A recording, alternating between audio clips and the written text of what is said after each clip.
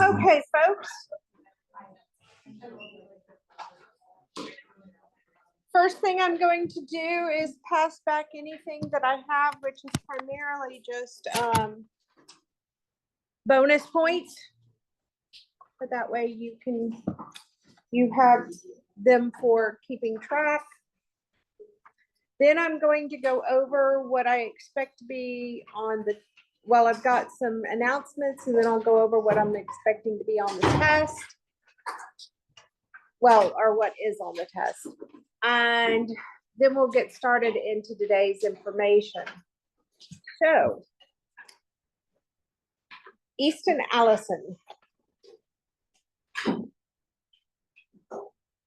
Brianna Andrews.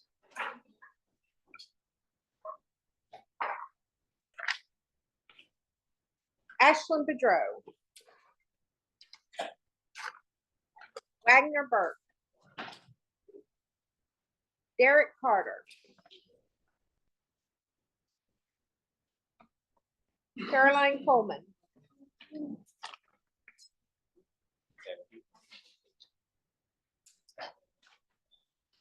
Andrea Crouch, Hannah Gatson, Virginia Gonzalez,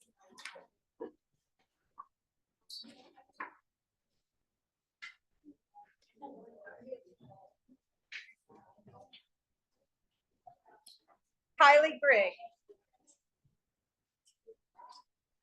Megan Hall, Olivia Harris, Alejandro Hernandez, Allie.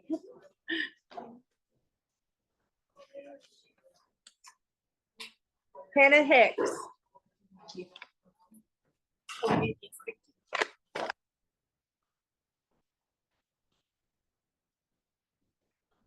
Logan Kelly, Leandria Lambert,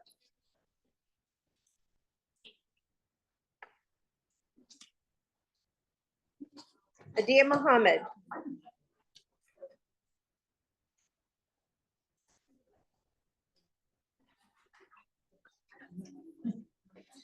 Wendy Nativi,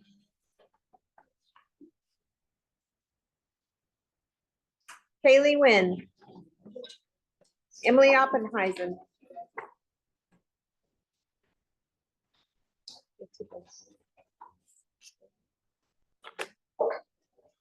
Nikenla Pickens, Nicholas Rahman,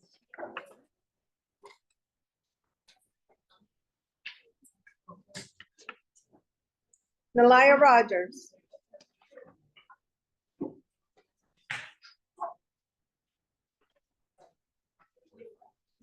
Aisha Senkin,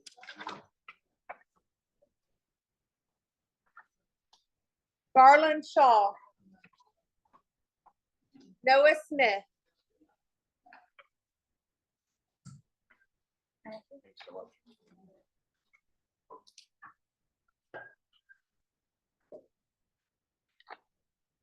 Norent Salk, Mackenzie Story,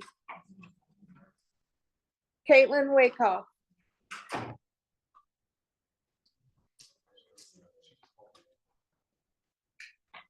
Noah. Hold on, let me get to you.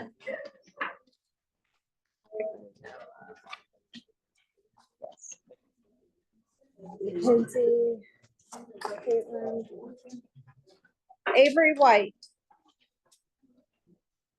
Li Xiang Jing,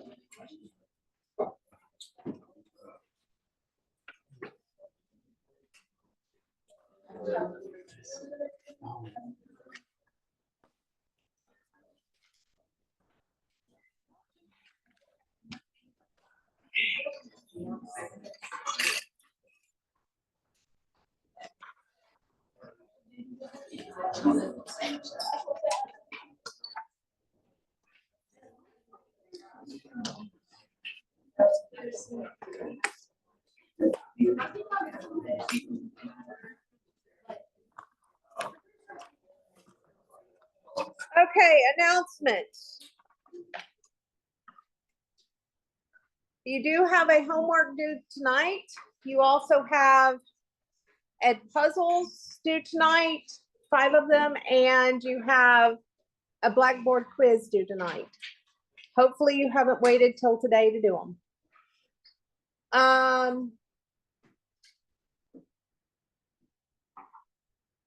But after tonight and the exam, you don't have to worry about anything for 2 weeks, that as far as anything due for 2 weeks. There is not going to be a homework or a quiz the week after spring break. So it's a lot right up here, but then I give you a couple of weeks to get your brain power back. So you don't have to worry about chemistry over spring break. So, the other thing, I have an appointment at 2 o'clock, so I can't be at my normal office hours. So I will be in my office from noon to 1:30 today.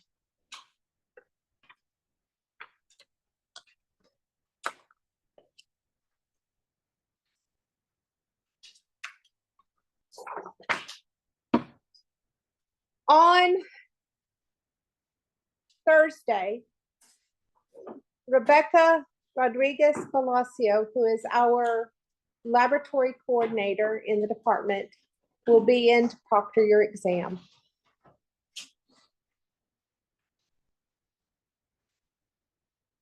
I have given her instructions. The instructions are the normal instructions.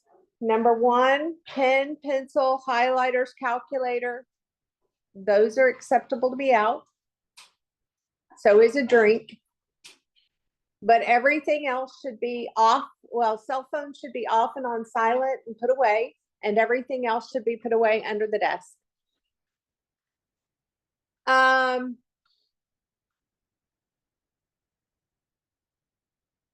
I have given her instructions that there is absolutely no reason that anybody should be looking around, because as per normal, attached to your exam, you will have a formula sheet. You will have the periodic table of electronegativities, and you will have a regular periodic table. So there should be no reason to look around because you have all the information that you need available to you.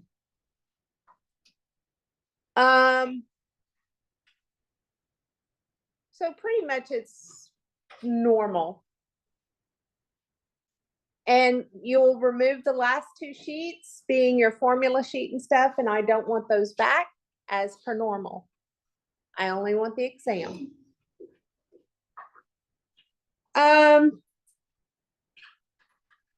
My goal, I leave for a conference on Thursday morning, and I will be gone through the following Thursday. My plan is to pick up your exams on my way through Conway to home, so that I can hopefully work on them some the last weekend of spring break. I'm telling you this because I'm normally fairly quick to get those exams back. Well, I won't have access to them until the end of spring break. So don't even worry about it. You're not going to see a grade until probably the end of spring break at the earliest. Now, I will hurry to get them done because I think the W deadline comes up pretty quick after spring break. But anyhow, I'm just saying, don't even expect it until towards the end of spring break. Questions about my announcements?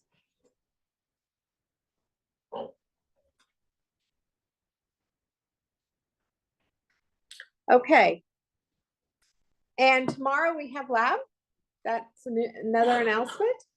It is the reactions lab. Now, if you looked at Blackboard, the big thing you have to do is you need to be prepared to get your data tomorrow. And that shouldn't take very long to collect the data itself. What takes the longest is actually applying the data, which we won't have gone over until after spring break. So I will gladly work through stuff with you if you stay, but at the same time, I wanted to let you know. Now, that also means that if you get done collecting your stuff and you want to ask questions tomorrow in lab about the exam, that's a great time because you're going to have time.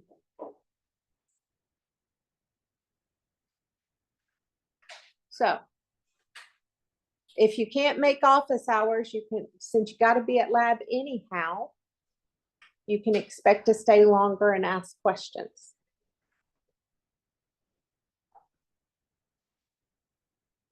Any questions about that announcement?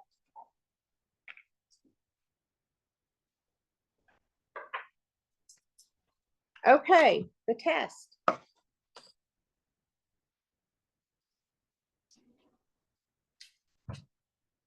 Question number 1. You are given 10 names and 10 formulas.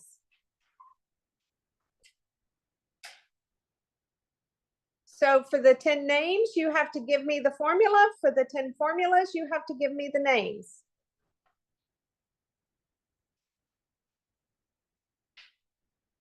Those are usually 1 to 2 points apiece. Though I haven't figured it out just yet.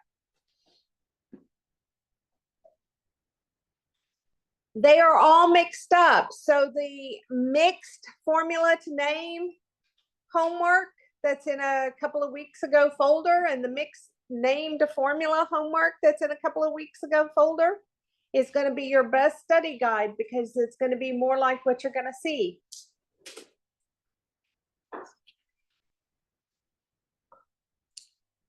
Question number 2 deals with bond length. You not only are going to circle a particular definition of a bond, but you have to explain why you circled the bond you circled. Bond length. In other words, it could be the shortest bond, it could be the longest bond. Whatever I ask you, then have to explain which one why you circled the one you circled for the what I asked for. Question number 3 has 2 parts, and it's dealing with the strongest bond.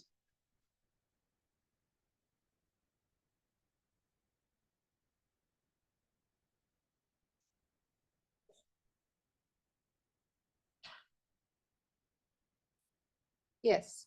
So is this just like the active questions on bond length and stuff? Like, is it the same type of questions? I give you 2 bonds, and I ask you either the strongest or the weakest, and you circle the appropriate one. I'm assuming the second part is we explain why. You don't have to, on question 3, there is no explanation. It's only on question 2.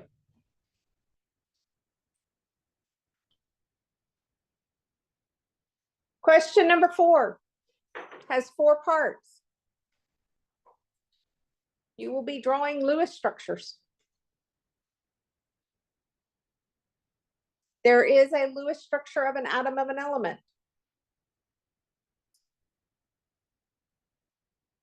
There is a Lewis structure of an ionic compound. There is a Lewis structure that requires resonance.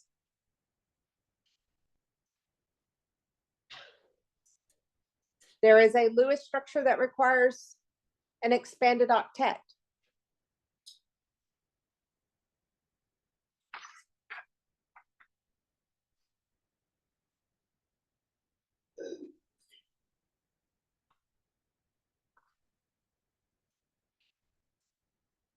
Are you expecting us to do formal charge on the expanded octet? Well, if you don't do formal charge, you won't know which one needs expanded octet. Or how to expand it, I should say. Yes. For the resonance question, will we have to draw every version? You have to draw every version of the resonance or you'll only get partial credit.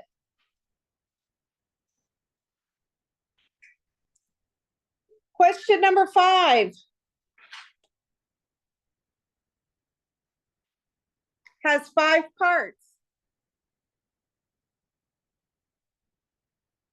It requires you to determine whether a bond is non-polar covalent, polar covalent, or ionic. And when the bond is polar covalent, you've got to draw the dipole moment.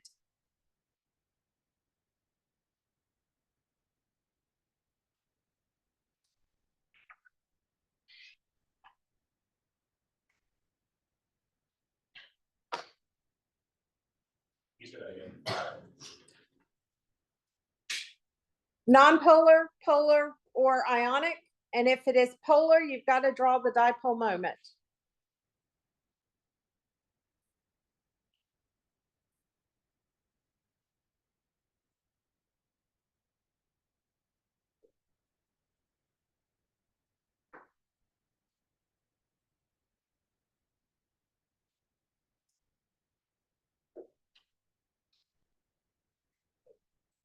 Question number 6.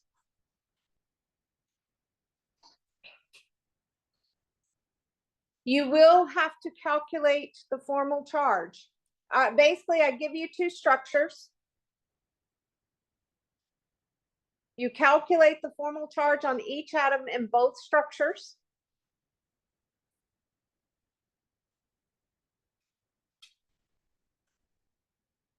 And then you tell me which is the best of those 2 structures.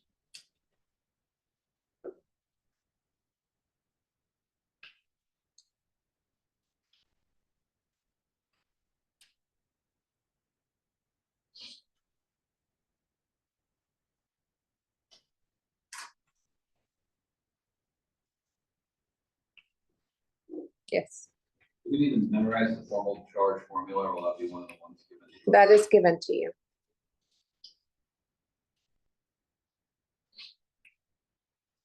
Question number 7.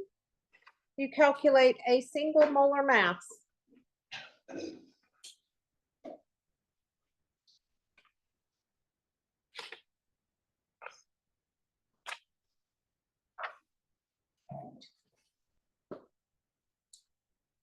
If you do the optional homework, you've seen this form.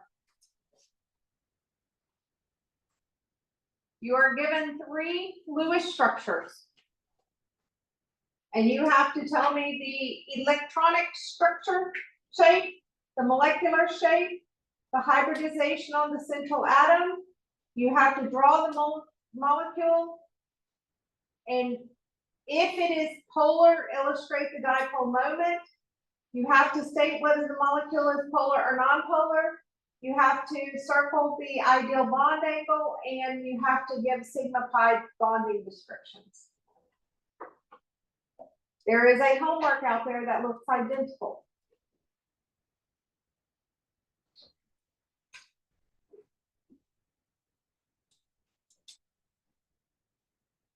Other than the structures. There are 3 of these.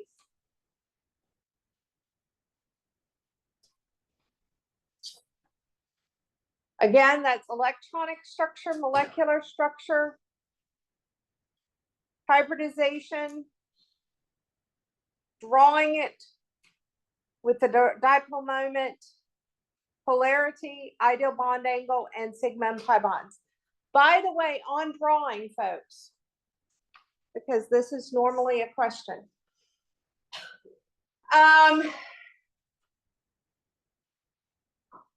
That is going to be only 1 point, the drawings are.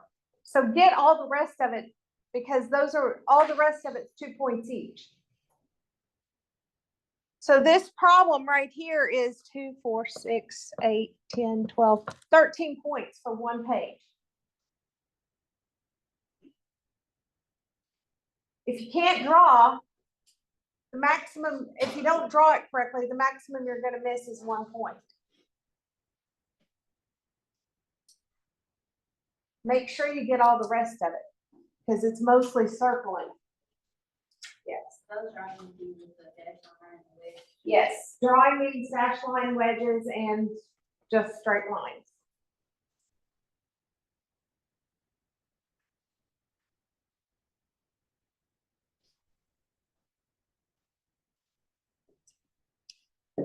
This test,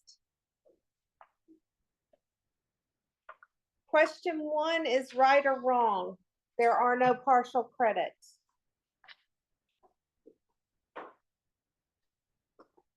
Question 2, the circling is right or wrong. The explanation is right or wrong, even though, I mean, obviously I'll read it and but it's got to be the main concept. Lewis structure, only if there is a resonance structure is there going to be partial credit.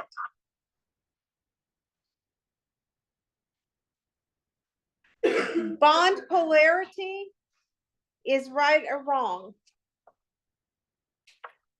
Calculation of the formal charges in 6 is right or wrong. Calculation of the molar mass is one of the few places I can give partial credit. And those last three problems I described to you, they are right or they are wrong. The answer, each piece is a right or wrong. Now, you don't miss 13 points. It's each one is like 2 points. These questions include polyatomic. Yes.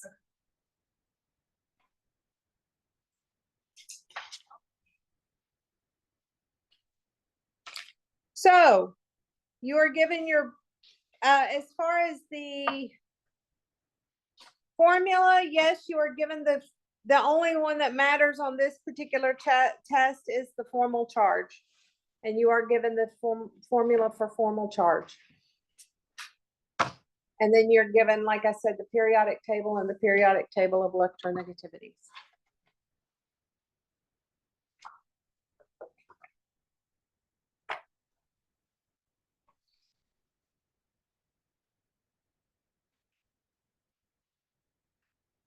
Questions?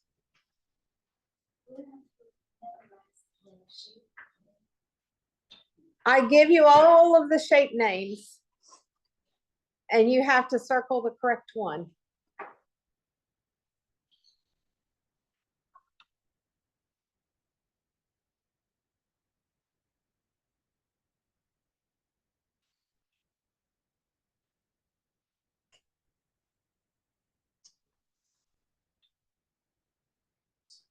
Other questions?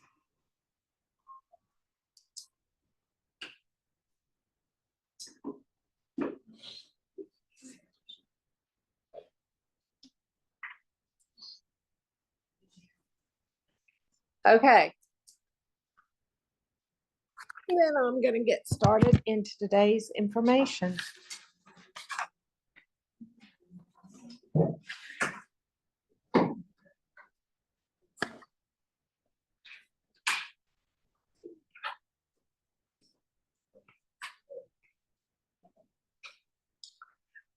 Okay, when we finished up on Thursday of last week, we were talking about balancing chemical reactions. Basically, I gave you the step-by-step instructions on how to balance chemical equations. Today, we are going to do some balancing.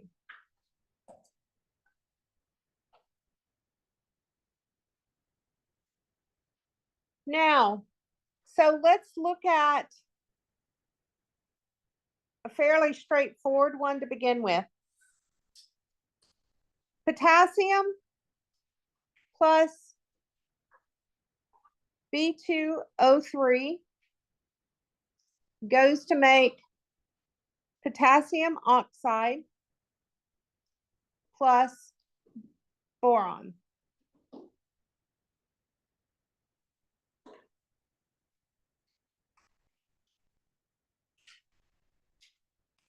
Step number one, you make a list of the atoms given. We have potassium, we have boron, and we have oxygen.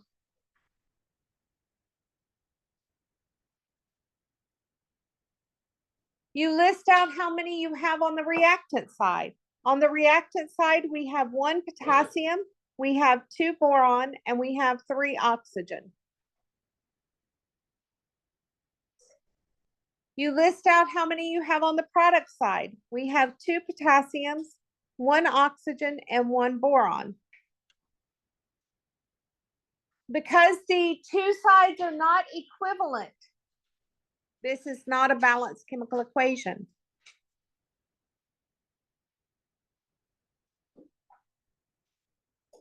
Now, to balance this reaction, the first thing you really need to do is just do a cursory glance through it to figure out where to start. And if you'll recall, one of the things I said was do not start with elements that appear in a compound all by themselves. So since potassium on the reactant side is in a compound all by itself, I'm not starting with potassium. Since boron is on the product side in a compound all by itself, I'm not going to start with boron. That means I'm going to start with oxygen. On the reactant side, I have 3 oxygens. On the product side, I have 1. To balance this, I need to multiply the product side by 3.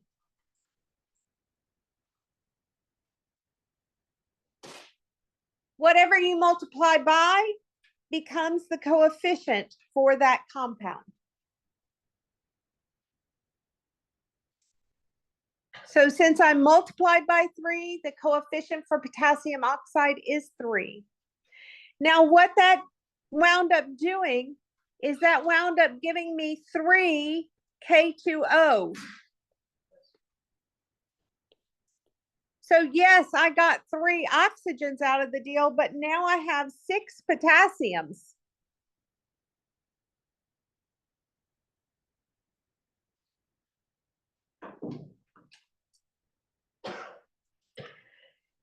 Okay, I've exhausted all elements that appear that aren't in a compound by themselves. So now I'm going to balance the elements that are in compounds by themselves. On the reactant side, I have 1 potassium. On the product side, I have 6. To make the 2 sides equal, I need to multiply the reactant side by 6. Whatever you multiply by becomes the coefficient.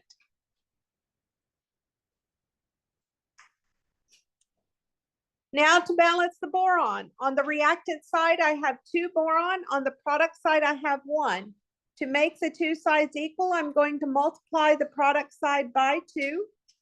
Whatever you multiply by becomes the coefficient.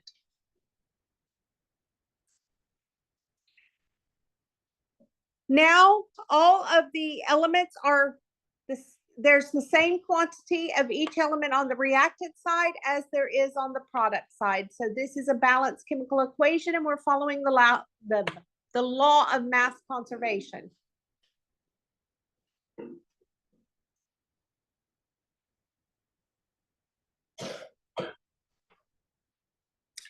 Note, the only thing I altered was the number that preceded the formula.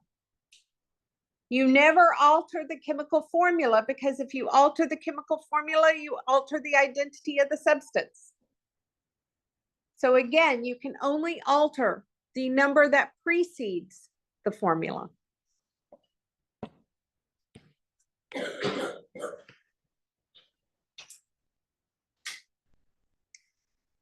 Let's get a little bit more complicated.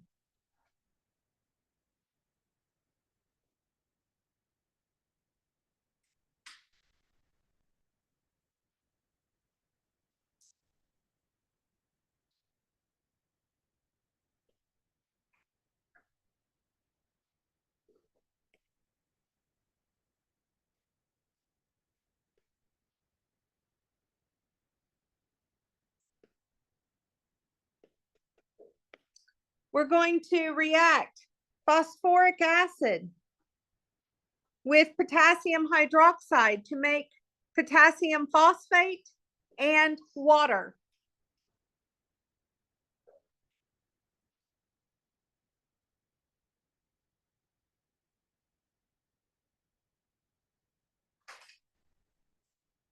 Now,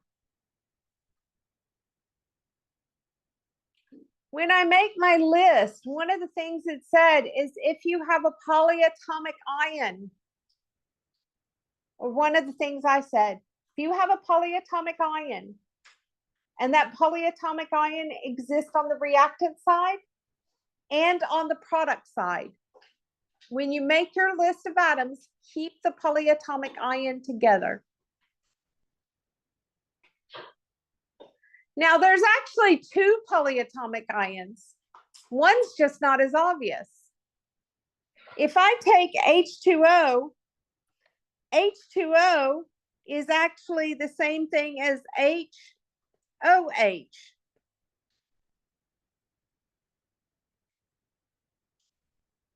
So I'm actually going to have 2 polyatomics that I keep together. So I have hydrogen, I have phosphate, I have potassium, and I have hydroxide. On the reactant side, I have 3 hydrogens, 1 phosphate, 1 potassium, and 1 hydroxide. On the product side, I have 3 potassiums, 1 phosphate, 1 hydrogen, and 1 hydroxide.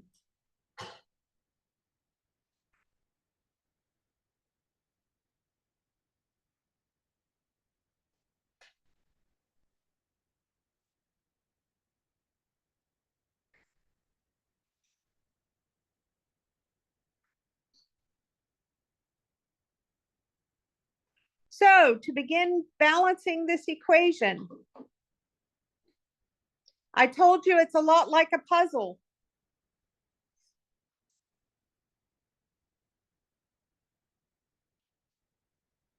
I am going to start with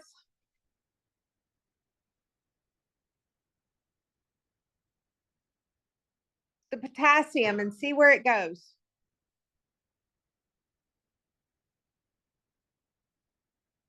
Well, actually, we'll just start at the top. We'll start with hydrogen. We can start with hydrogen. So on the reactant side, there are 3 hydrogens. On the product side, there are 1. To make the 2 sides equal, I need to multiply the product side by 3. Whatever you multiply by becomes the coefficient. Basically, folks, that gives me 3 HOHs. So yes, I got 3 hydrogens, but I also now have 3 hydroxides.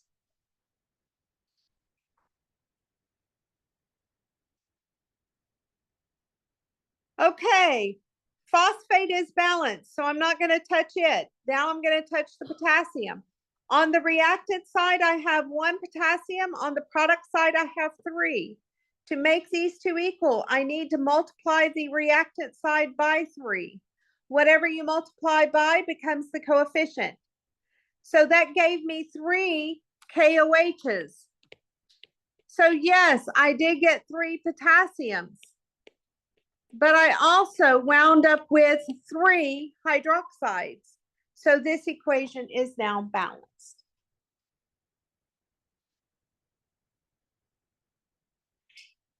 If you had of not made it HOH, this would have been a lot harder to balance. If you would have not made the water HOH, this would have made this one a lot harder to balance.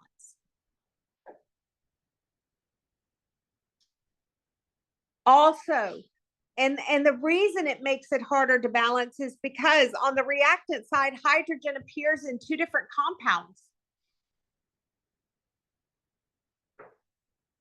On the product side, or basically on the reactant side and the product side, oxygen appears in 2 different compounds. So if you don't make it where you can make it as HOH, it makes it a lot harder.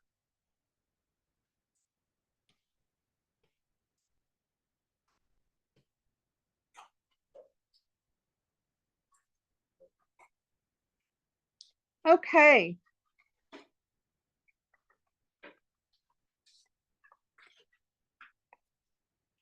Let's get a little tougher. Let's actually look at one of the toughest ones you would have to do.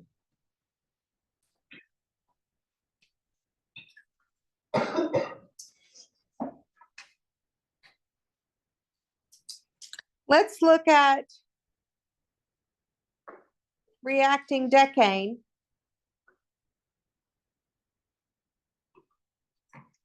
with oxygen to form carbon dioxide and water.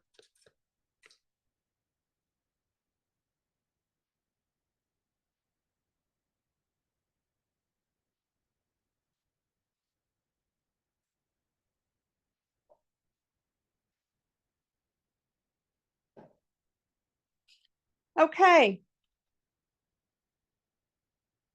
I do a cursory glance. I don't see any polyatomic ions. So in other words, I'm going to have to list out every element individually. So I have carbon, hydrogen, and oxygen. On the reactant side, I have 10 carbon, 22 hydrogen, and 2 oxygen. On the product side, I have 1 carbon, 2 hydrogens, and 3 oxygens.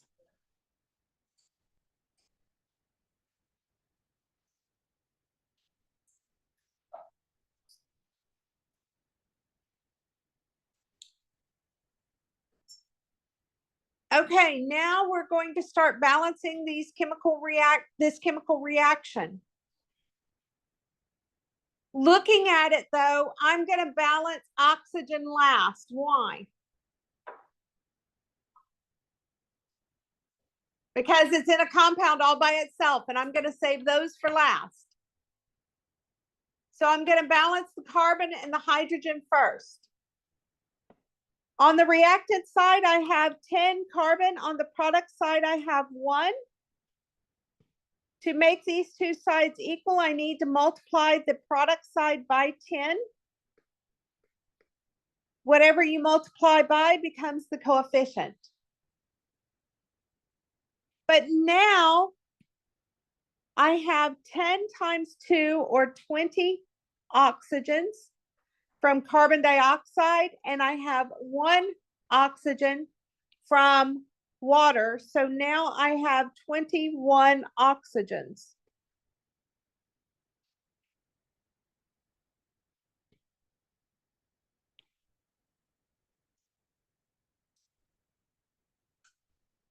Next, I'm going to balance the hydrogen. On the reactant side, I have 22. On the product side, I have 2.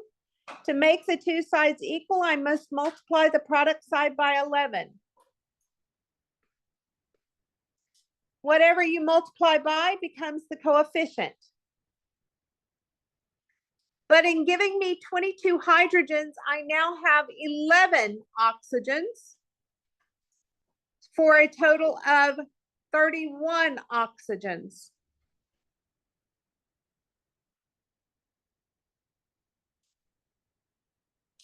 Oxygen is the only thing left to balance. What must I multiply by 2 to get 31?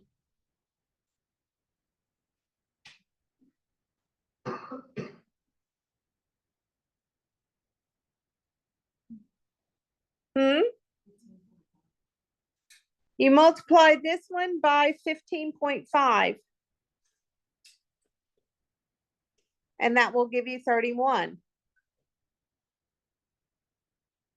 But here is the deal. This is basically what you've done, folks, is you've got a balanced chemical reaction. But there is one thing missing. The coefficients must be the smallest whole number ratio possible. You're not allowed a fraction or a decimal. So to take care of this, what we're going to do is we're going to multiply the entire equation through by 2. So that means we will have 2 C10H22 plus 31 O2 goes to make 20 CO2 plus 22 H2O.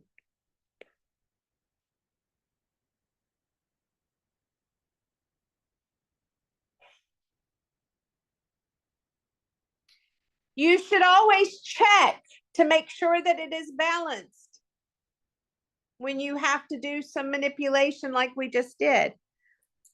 We have carbon, hydrogen, and oxygen. On the reactant side, we have 20 carbon, we have 44 hydrogen, and we have 62 oxygens.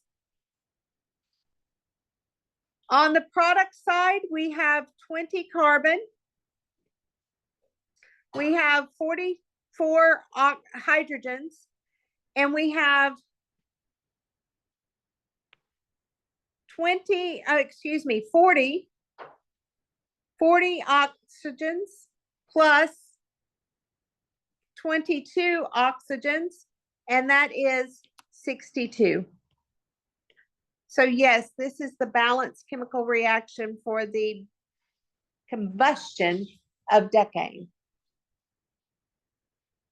Which actually brings in a new term I do want you to know, and that is combustion.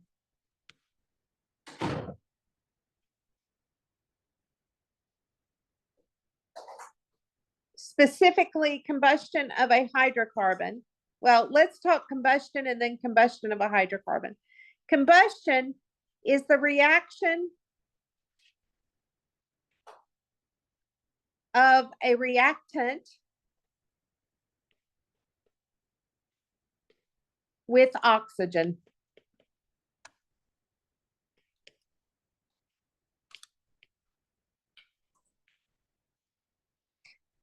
Now, that means anytime we react something with oxygen, you're doing combustion. But the more common term that is used is something like combustion of a fuel. So let's talk about combustion of a hydrocarbon.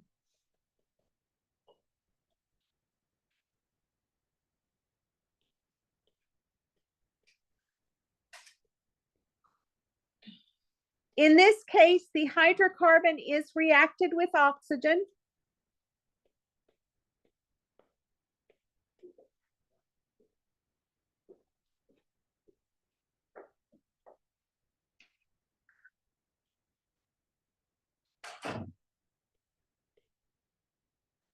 To produce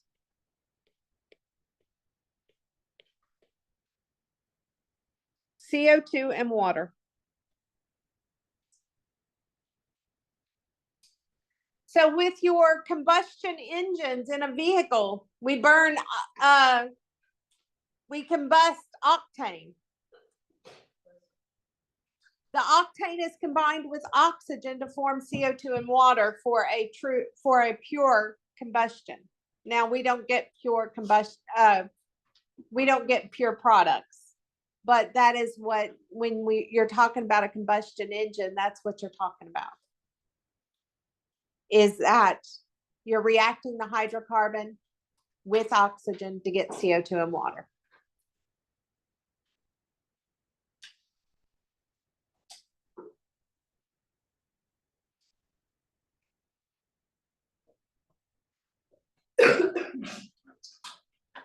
Balancing chemical equations, I've given you the 3 most common types that you will encounter. One that is very straightforward.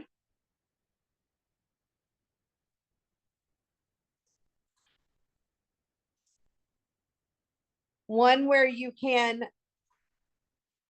simplify by maintaining your polyatomic ions as a unit. And then one that is more complicated. Probably the most complicated that I'll give you.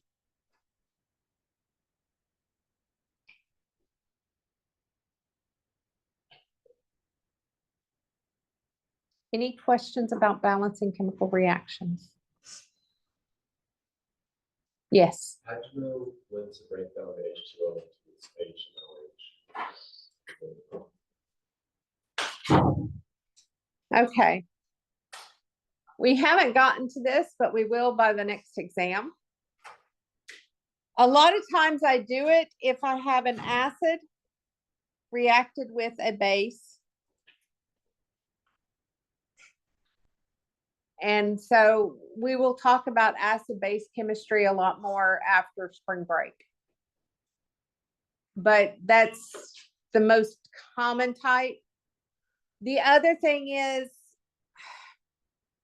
you can always break it down. And if you don't see, like in this one, even if I'd have broken it down into HOH, I wouldn't have found OH on the reactant side, so I wouldn't have needed to break it down. You can always break it down, and if you see an OH on both sides, then you go for it.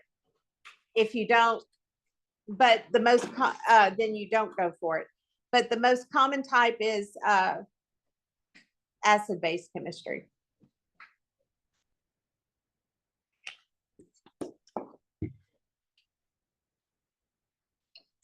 Okay.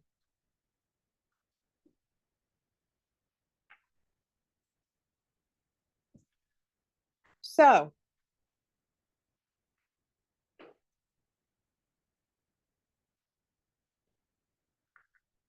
what we're going to start now is we're going to start dimensional analysis.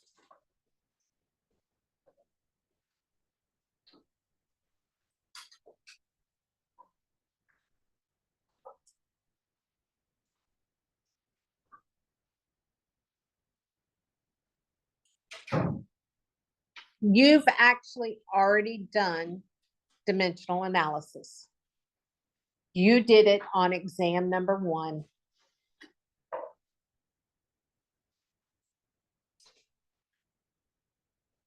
Dimensional analysis can also be called conversions.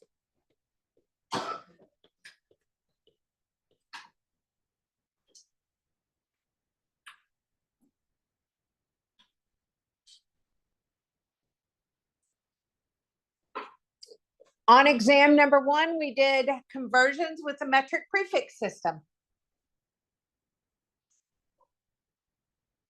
On exam number 1, you did conversions dealing with the English to metric prefix, English to metric system. You've done conversions. Those are called dimensional analysis because we're working with dimensions. We're working with units. Now, specifically, what we're going to get into also has another name called stoichiometry. Stoichiometry is just a fancy name for dimensional analysis with chemicals.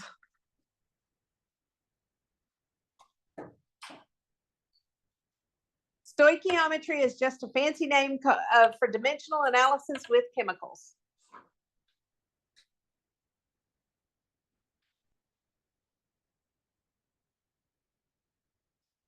So we're going to start stoichiometry. Now,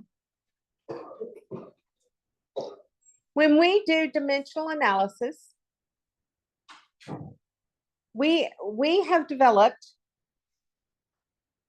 so far 3 conversion factors.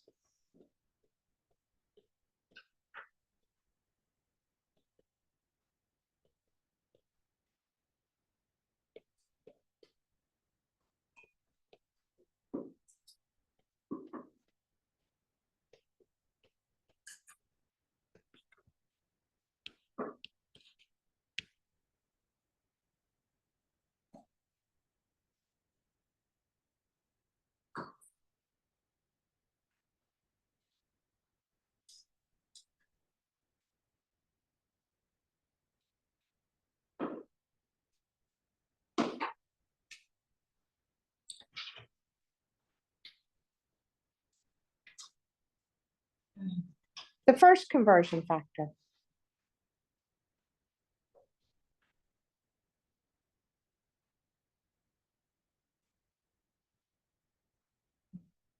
that we discussed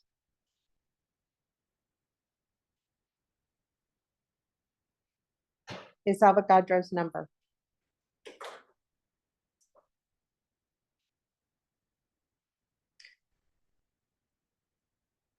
Which is 6.022 times 10 to the 23rd of anything is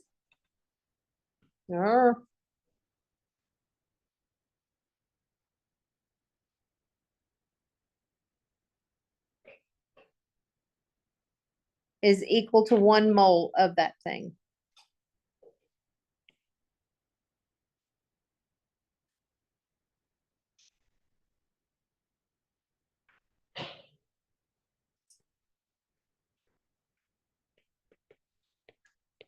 You will use this particular conversion factor anytime you see the word atom, ions, or molecules.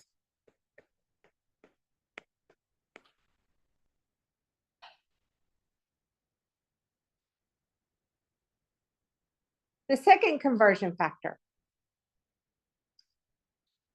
is molar mass, which we calculated on Thursday.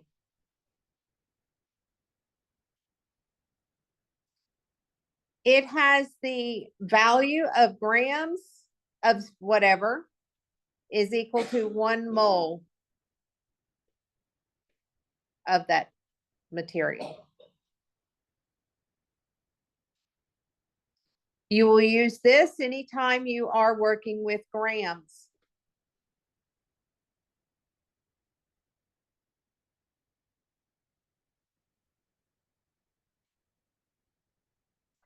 The third conversion factor that we've developed is mole to mole ratios.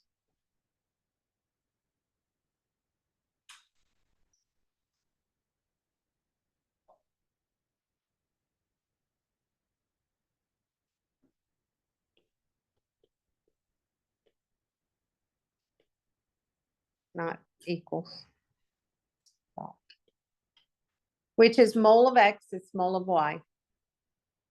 You will use this anytime you're converting between two different substances.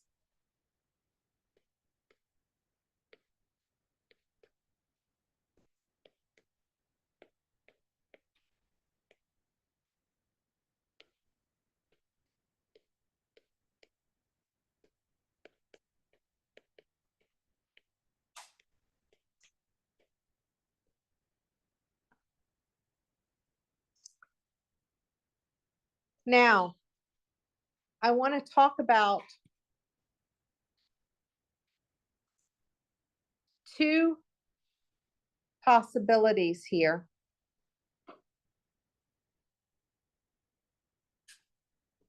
Because in the mole to mole ratio, there are two different possibilities as to where you can find it.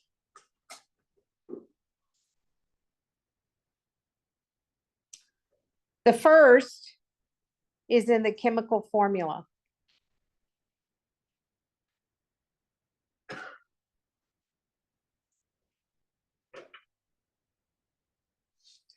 In the chemical formula, the subscripts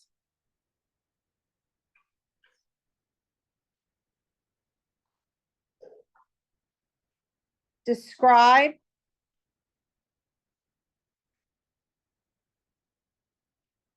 the number of moles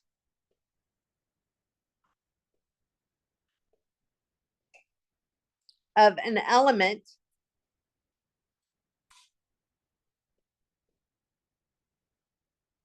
within the compound, within 1 mole of the compound.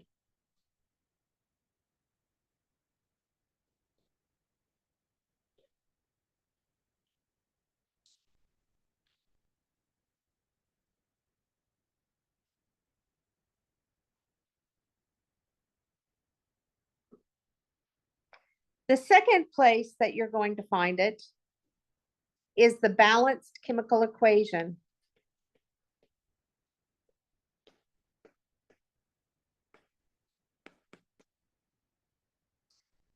The balanced chemical reaction tells you the coefficients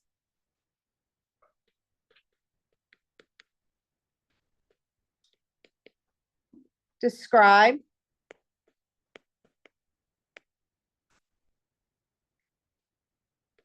the number of moles of each substance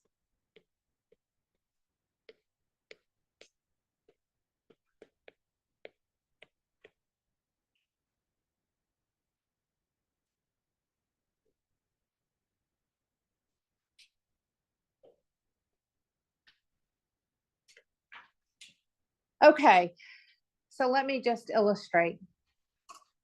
If I gave you sodium chloride, for example, and I asked for the molar mass, you would go, okay, there is 1 mole of sodium times 22.99 grams. And there is 1 mole of chlorine times 35.45 grams.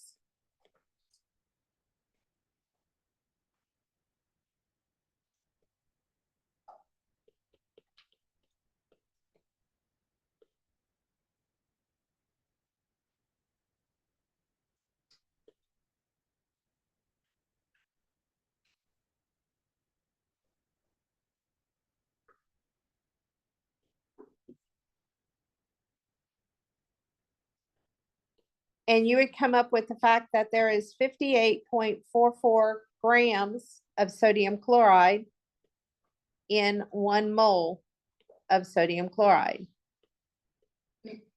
You have just, by doing this, highlighted that for 1 mole of sodium chloride, there is 1 mole of sodium. That is the mole to mole ratio.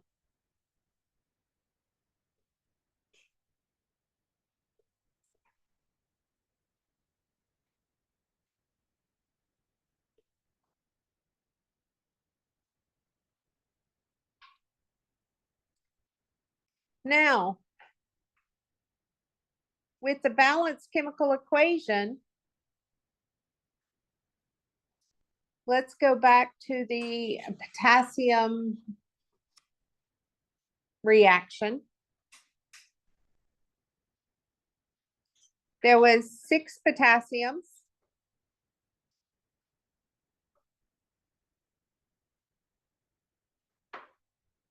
plus B2O3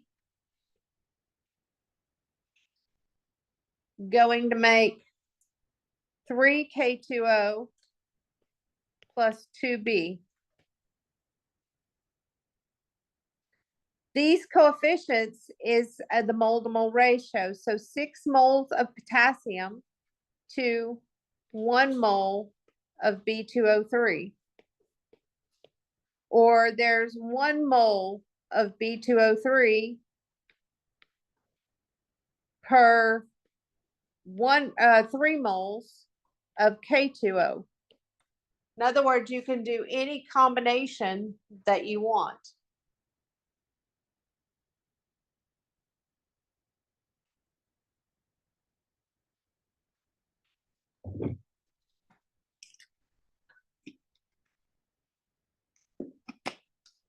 Now, summarize this.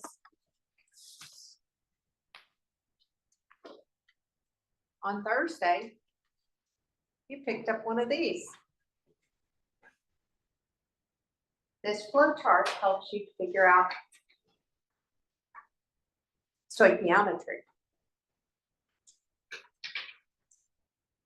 This flow chart is divided into 2 sections. The left half is A. All that is 1 compound. The right half is B, a different compound. You will notice at the top, no matter whether it's A or B, I have atoms, ions, or molecules. On the line, or on the arrow, it tells you the conversion factor that you're going to need to use. Anytime you see atoms, ions, or molecules, you've got to use Avogadro's number.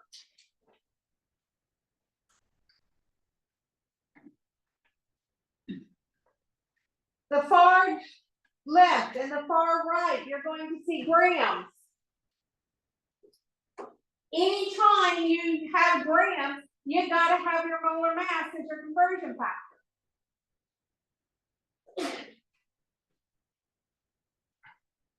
And then anytime you're converting from A to B, there is only one path. between A and B, and that is to get to the mole-to-mole ratio.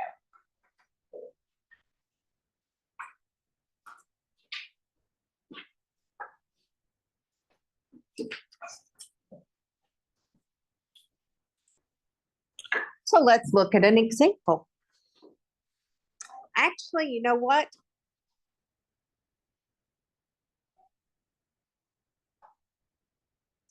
No, we're not going to look at an example today because I feel like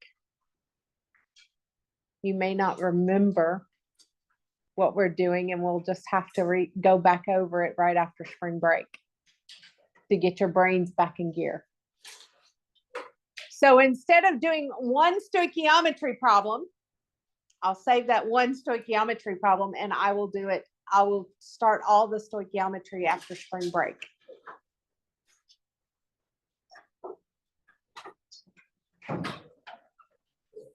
So instead, what I'm going to do is answer questions.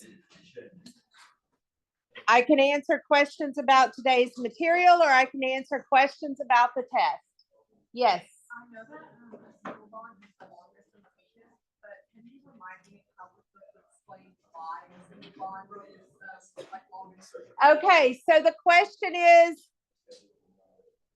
a single bond is the longest and the weakest, but can you explain how we know that?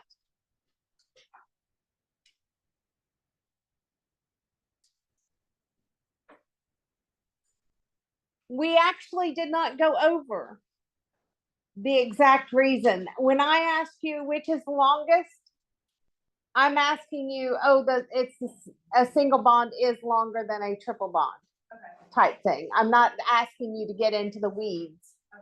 But the reason has to do with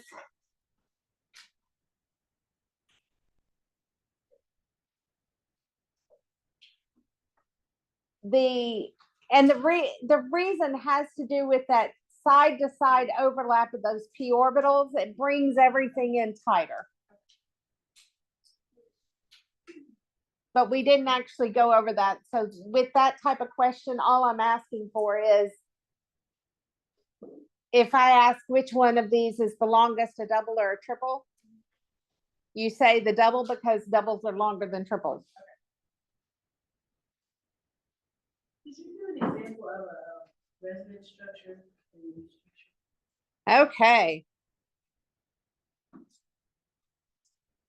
So let's see, which one do I want to do? I don't want to get into that one. That's into the weeds.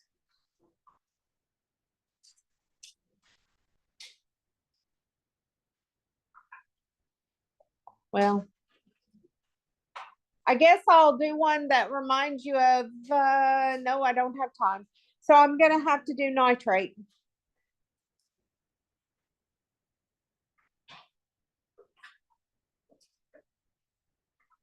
I could do a different one, but I'll do nitrate. Even though I did nitrate in class, I think. Okay, I'll do phosphate. PO4, 3 minus. 1 phosphorus, 4 oxygens.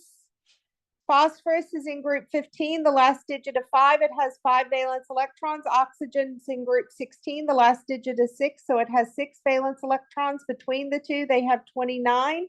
But you do have to take into account that -3 charge. So you add 3 to make it 32 because of the charge. And yes, I know I'm rushing, but I also know that we only have 10 minutes.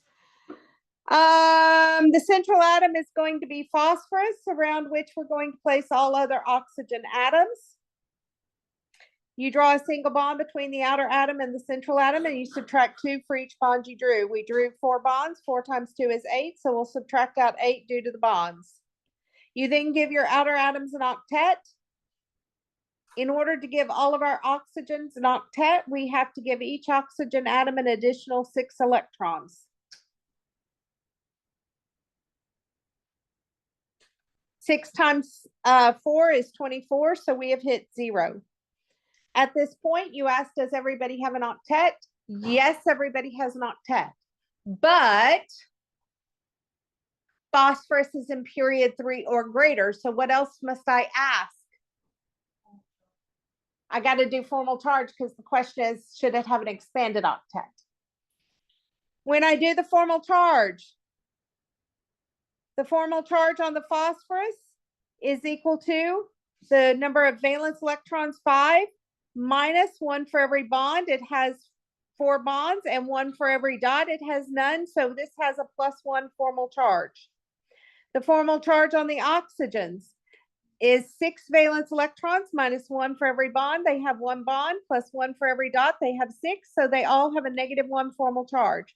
So all of these oxygens currently have a -1 formal charge. And the phosphorus has a +1 formal charge. Anytime you have a +1 next or a plus next to a negative, that is a good sign that you're going to need to share. So we're going to bring in a pair of electrons to share. And when you bring in that pair of electrons, the structure that is created gives you a double bonded oxygen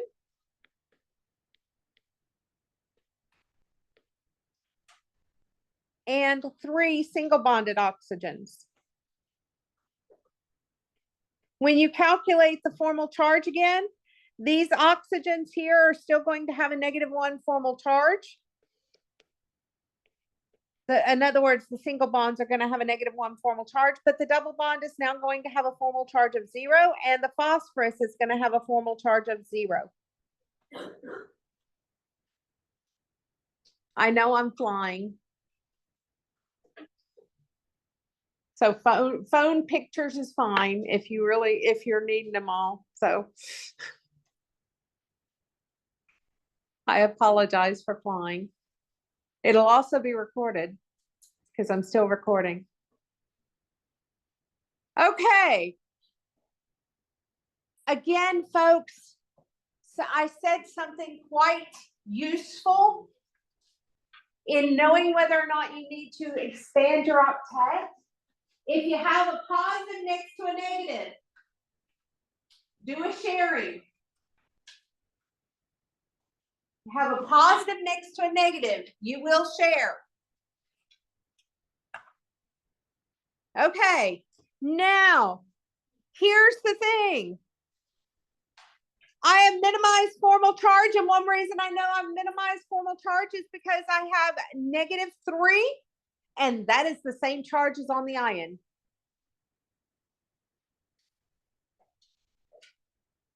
So I've minimized it. But here's where the resonance comes in. Why the top oxygen? Why did I choose the top oxygen? No reason. I have 3 other options here. So while one of my options is going to be the one that I have drawn,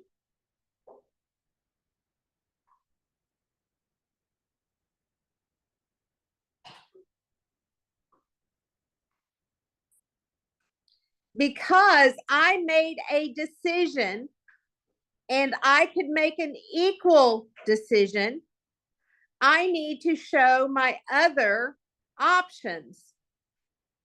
So it could have been the right-hand oxygen that had done that shared.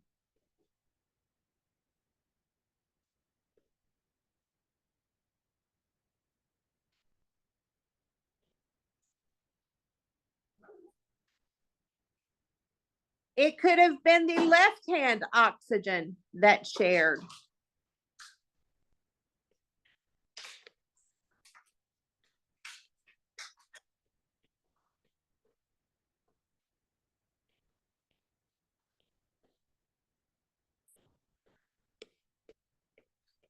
Or it could have been the bottom oxygen that shared.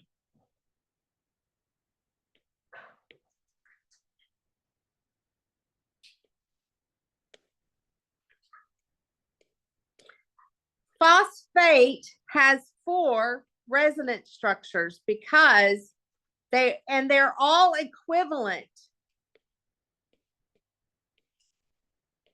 And that is because all the oxygens were equivalent to begin with.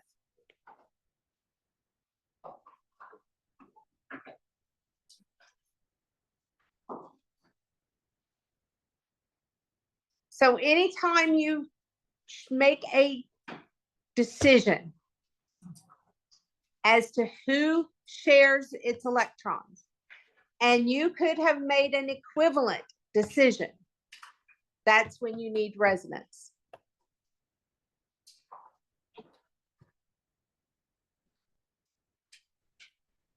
And I finished it in time. Yes. If you have a resonance structure that has like two double bonds, can it like can the double bonds be right next to each other or no? Okay, so basically the question is, if you have a resonance structure that has 2 double bonds, can they be next to each other? They are not commonly drawn that way. I know active did it because it put it into the tetrahedral form, but they are not commonly drawn that way. They're usually drawn opposite one another. So when you're making the different structures, they're just opposite. Yes. When you make the different structure, draw them opposites.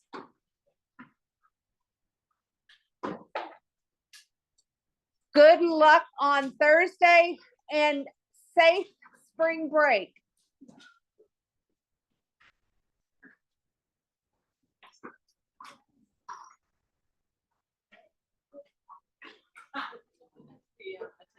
Thank you.